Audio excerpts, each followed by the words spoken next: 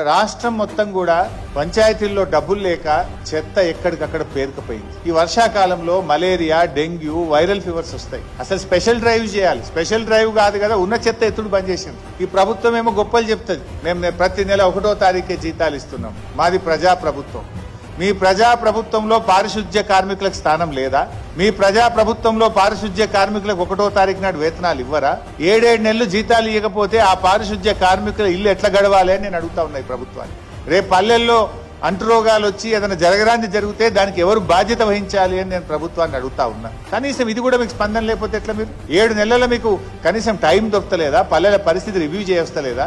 అధికారులు ఉన్నారు కదా, మరి గతంలో వర్షాకాలం ముందు స్పెషల్ డ్రైవ్ అయింది, ఇప్పుడు ఎందుకు చేస్తలేరు? పల్లెలు ఎట్లా నడవాలనుకుంటున్నారు మీరు? చివరికి సర్పంచులు పోయి గవర్నర్ కు మొరబెట్టుకునే పరిస్థితి తెచ్చినారు. మేము పనిచేసి రూపాయి బిల్లులు రావట్లేదు, మాకు 7 నెలలు అయిపోయింది, అప్పుల పాలైనమని రాష్ట్ర గవర్నర్ గారి దగ్గరికి సర్పంచులు వెళ్లి మొరబెట్టుకొని కళ్ళ నీళ్లు పెట్టుకునే పరిస్థితి తెచ్చారు. మీరు ఎటుపోయింది ప్రభుత్వం? ఎందుకు పని చేయలేకపోతున్నారు? మీరు ఇవాళ వేతనాలు అందకపోవడంతో ధర్నాలు చేస్తున్నారు పారిశుద్ధ్య కార్మికులు.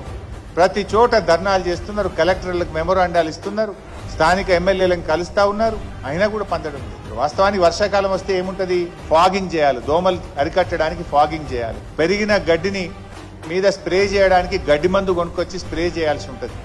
బ్లీచింగ్ పౌడర్, కొత్త నీళ్ళు వస్తాయి కనుక బ్లీచింగ్ పౌడర్ కలపాల్సి ఉంటుంది. ఇలా గ్రామ పంచాయతీలో డబ్బులు లేక బ్లీచింగ్ పౌడర్ లేదు, ఫాగింగ్ లేదు, గడ్డి మందు లేదు, ట్రాక్టర్ల డీజిల్ కు పైసలు లేవు, సఫాయి కార్మికులకు జీతాలు లేవు, మొత్తం అస్తవ్యస్తమైపోయినటువంటి పరిస్థితి. అంటే ప్రజాపాలన అంటే పల్లెలు ప్రజాపాలనలో భాగం కాదా? పల్లెల్లో పారిశుద్ధ్య నిర్వహణ ప్రభుత్వం బాధ్యత కాదా? ఏమైంది? మీ ఇంటెలిజెన్స్ ఏమైతుంది? మీ నెట్వర్క్ ఏమైంది? ఎందుకు ఈ పల్లెల్ని ఇట్లా నిర్వీర్యం చేస్తా ఉన్నారు?